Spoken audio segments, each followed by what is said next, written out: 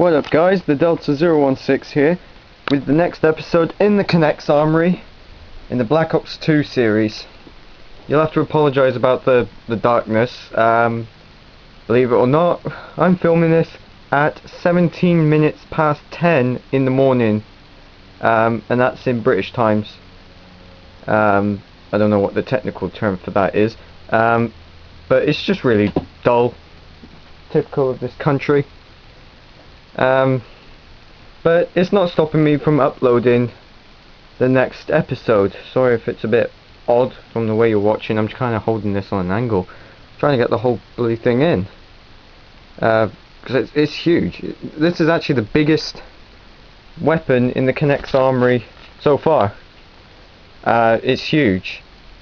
How big is it actually compared to my leg? And if you think about it, I'm about 5'8" or something. It's just on my hip.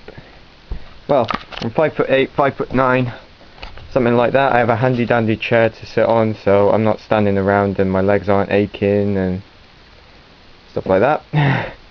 So yeah, here's the Ballista sniper rifle. That is the weirdest stock I've ever made. All I can say is, Treyarch, why the hell did you have to make the gun with a weird stock? Or actually no, the people who made the gun, why did you have to make it with a weird stock, huh? Makes it more difficult. This is modified from a previous model, which you'll see later on in the video. It's got the square magazine, the bipod, long barrel, iron sights. I know you're saying the Ballista's got a sniper scope. Well, I'm doing the iron sights first, and this is a bit difficult considering the stock's in the way.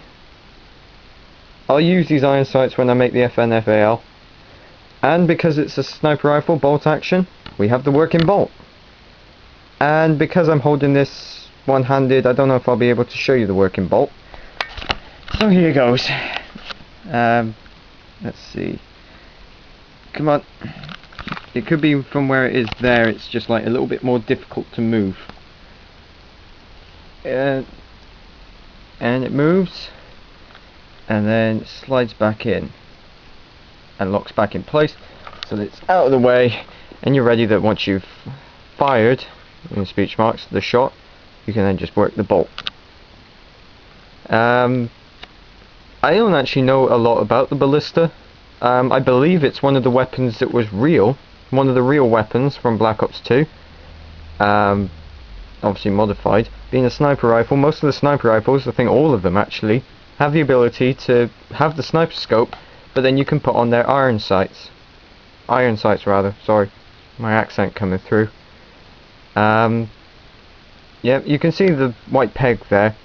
That's meant to be there, because I will show you why. So, I haven't done this in a long time, so we drag this away, and we bring the Ballista back on with its sniper scope attached. As you can see, take the rear sight off, the front sight off, and look down the sides. Yeah, it works. Pretty much, yeah. Let me check. I had to make a quick change. I had to take the white peg out of there and put in the green peg. The only reason why I had that was I originally had the bolt coming through there, right through the middle, but now I have it on the edge, which is why it's a lot more difficult to move. But, you know, what the hell. And I don't actually know if you can do this, but the bipod could even be just for show. Kind of like previous incarnations in the Call of Duty series of the BAR. Do not expect me to make that, because I don't think I can. So you can extend the bipod, you can have it like that, just look down. Be careful making this, because that will bend, so you can see it bends really bad. So be careful when you're making this, or if you can, try and find some way of reinforcing it. This was just like a spur of the moment thing. It doesn't necessarily work. So yeah. Anywho, I think it's about time we move on to the next model.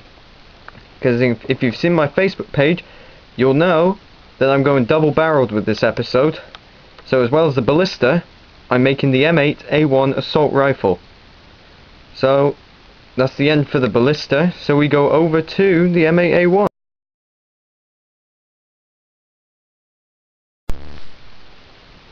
And here it is, guys, the M8A1. Well, we know it as the XM8, but in Black Ops 2 it's obviously known as the M8A1. Being set in 2025, of course, they can do what they want, basically. This is kind of bulky if you think about it. If you look at it, it is kind of bulky.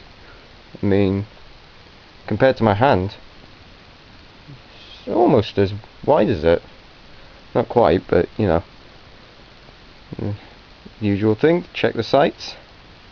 I usually do that anyway.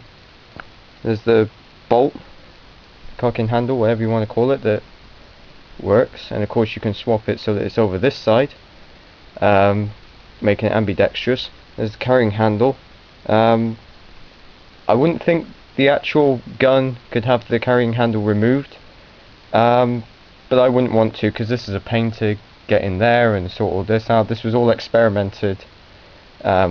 Most of the guns that I make are experiments. Sometimes they work, sometimes they don't. The M1216, I admit, could have gone better. I think I did say it in the video. I will also try and remake the M1216. But yeah, this will do for now. I mean, there's the magazine. I can't make curved magazines, remember, so this is as close to it as you can get. There's the stock coming out of place again. But, I can see why most people don't do guns out of K'nex. Some of the times they can go over to one side or totally screw up, but I'm no good with Lego. You know, I'm not my different username. Honestly, my username is brilliant. My different username is is better at making these guns than me. But then again, he makes them out of Lego, so they look like the real thing. I make mine out of K'nex, and they look nowhere near the real thing. They're just there for a bit of an effect. And well, there's only going to be one attachment for this, because this takes a lot of sticks and connectors, so I don't have enough to make a grenade launcher. I actually don't have enough to make a dual magazine, a fast mag, whatever it's called on Black Ops 2. I think it is fast mag. I could make the MMS, the target finder, reflex sight, something like that. But instead I'm going with an old friend, if you can call him that, the EOTech sight. So I can just attach that on there. You'll have to apologise for my sniffing. Being in December, it's cold season again. And you're probably thinking, well, your last video with the PDW was cold season. Yeah, but we live in Britain, and Britain is freezing like hell. I think most of the mornings that I've woken up, guess what? We've had frost. Bloody things. So there we are, EOTech on there, and aiming down the sights.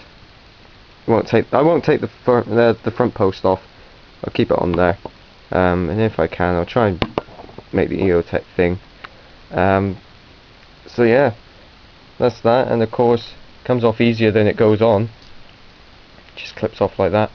I really need to find a new way of making EOTech, because that's just a pain in the ass. So there we are, the M8A1 assault rifle. A bit of trivia, of course, they should have done it for Black Ops. It would have actually been pretty good. Well, for Black Ops 2 would have been a pretty good idea.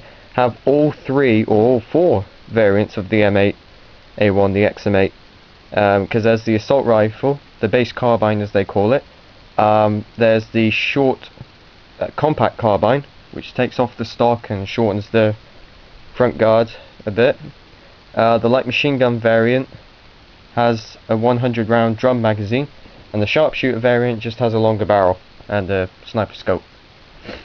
They should have done that for Black Ops 2. That would have actually been a pretty good idea. But then again, it's not Battlefield, it's not Bad Company 2. So yeah, just be a bit different. So there we are. The end of this double-barreled episode of the K'nex Armoury. Sorry it took so long, but like I said, I've had a lot of stuff going on. I've had work at school. I've had just loads of things going on. I haven't had quite a long time to myself. It's only been like a couple of minutes, and it hasn't been enough to film this. And of course, when you have a girlfriend, you spend time with her, you know. So there's that. The M8A1, and of course before the Ballista sniper rifle. Hope you guys enjoyed this episode of the K'nex Armoury. And the Delta 016 signing off.